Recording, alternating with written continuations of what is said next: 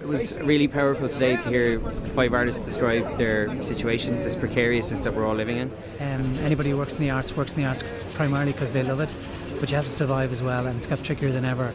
We have a situation where central government funding on the arts is 0.1% of GDP, which is significantly lower than the European average of 0.6%. What's important is figuring out the next path and the next few steps so that this feels even more meaningful as we keep going. Work in terms of supports, in terms of workplaces and workplaces that offer quality work opportunities.